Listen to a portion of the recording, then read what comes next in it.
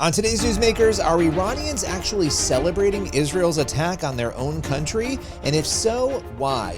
We're joined by Lana Silk, CEO of Transform Iran, who is going to break down the incredibly fascinating situation inside Iran. With no further ado, here is Lana Silk.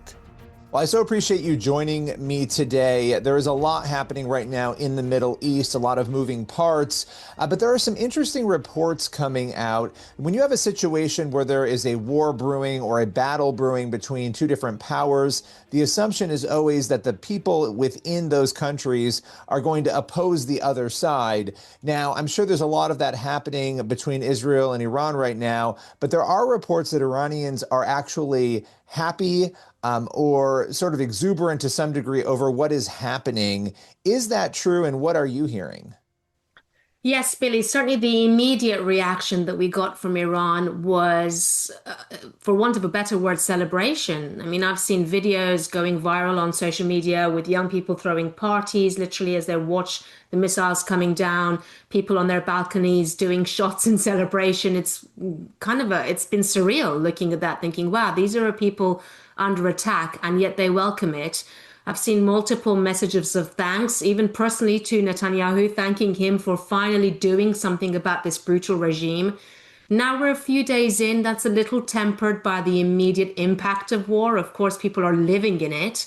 And there are some real implications with food shortages, gas shortages. They've been warned to evacuate certain areas. They've been told there'll be no water or electricity. So there's definitely a price to be paid. But I think by and large, people are thinking it's probably worth paying it for what's hopefully coming next.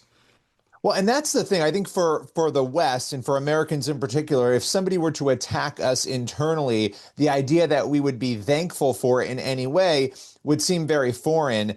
And for those who don't know, and we cover this a lot at CBN News, and we've had you on to talk about it, but what is the situation within Iran that would lead people to have thankfulness over somebody coming in to essentially attack their own country?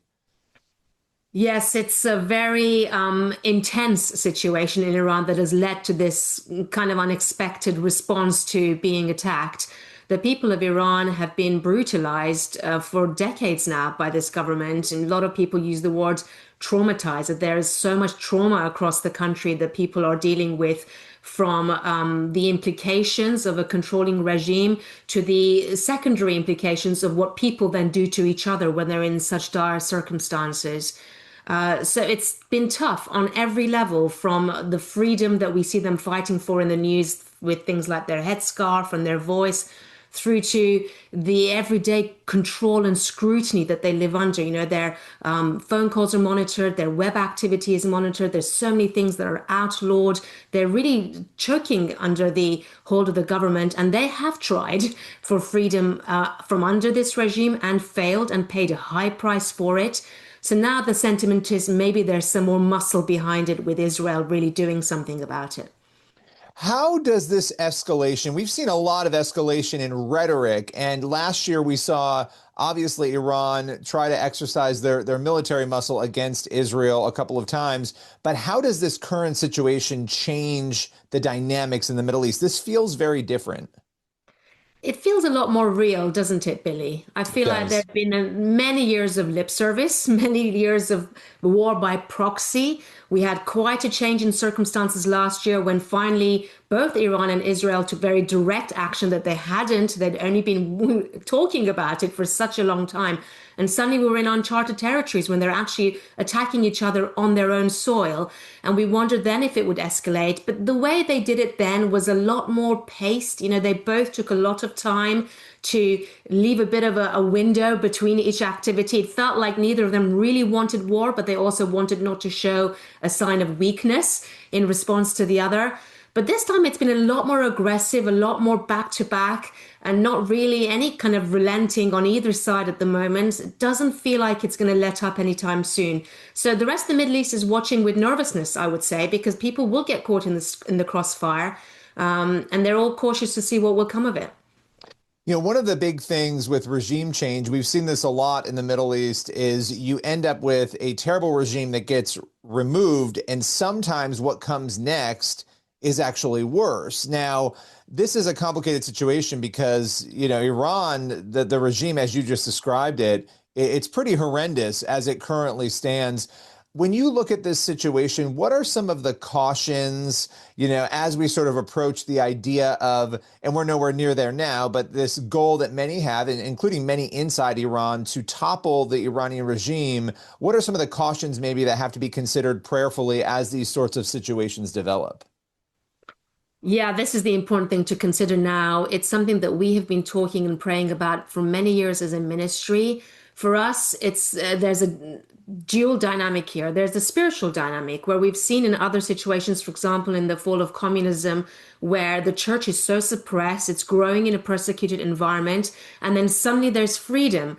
And people have this expectation that that freedom will lead to all these people that have been hungry for the gospel suddenly turning to Jesus. But what has happened historically is those people have been lost to other false religions in this sudden frenzy of freedom and all these voices and this sort of buffet of life's choices ahead of them now that they've never had access to before. As a Christian ministry, we're very cautious of this and preparing urgently so that when the church is free, the church is also ready with materials, discipleship programs, churches, believers in different regions, ready to respond to the need. But there is a political dynamic here too, Billy, and we've seen in the news with Reza Pahlavi and a lot of his followers and other organizations too, getting politically active and really rallying people to get ready to replace what Iran has today, this talk of a post-Islamic Iran. And in both cases, we mustn't be naive. We have to be ready to actually fill the vacuum with something good. Yeah, I mean, you look at, Iraq and other, and every country is different and the dynamics are different. You had Saddam Hussein, obviously a brutal dictator. He's removed. And then you have a vacuum that opens the way to ISIS, right? And so there's so many dynamics here. But the fact that, Transform Iran, your organization has been prayerfully thinking about this is incredible. For those who don't know, talk a little bit about the work you do and how this current dynamic in the Middle East might even change the way you do that work. I'm just sort of curious how you're adapting to everything that's happening in real time. We have some things that we've been preparing for a while that we don't share publicly in readiness for a different political landscape in Iran. A lot of the things that we do now will simply increase in scale for when we are free to move around in the way that we want to be. There are some things that we have in place that we think will continue to support. So the key is the digital church here. We have a large digital church network. Millions of people connect to it, but probably 20 to 25,000 regularly every month are part of that network. We don't see that suddenly evaporating. Suddenly, when Iran is free and more people have access to the gospel or feel that they can freely respond, that's the time for the digital church network to connect everyone and create this national community. So a lot of our ministries will continue to work. They'll just be more free. But we do have people on the ground, Billy, who are getting ready to be more proactive in their witness, in the way they rally people to the gospel, people who will be lost and hurting and confused, dislocated. Those people need Jesus more than ever in that situation, and the church needs to be the loudest voice.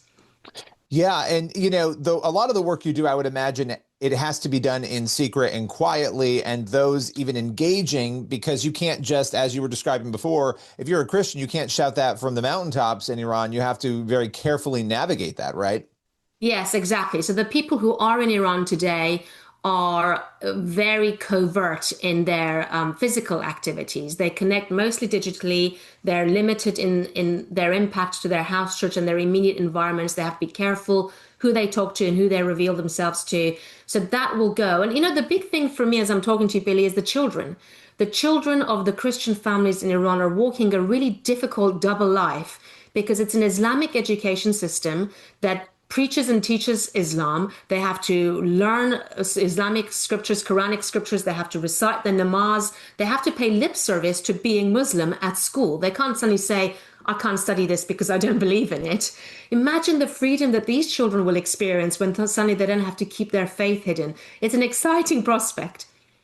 It is. And the danger too, anybody who has children knows how hard it is for children to not say certain things, right? Or divulge information. And so that road that you're speaking of is very difficult for the children and the families. And there's, I would imagine, a lot of fear embedded in that. And right now, a lot of opportunity for what is to come. Any final words, maybe even words of wisdom on how people could pray for Iran in this moment? I would say this is a time of hope. That there's change that we have been praying for. There are some real practical possibilities that are happening here.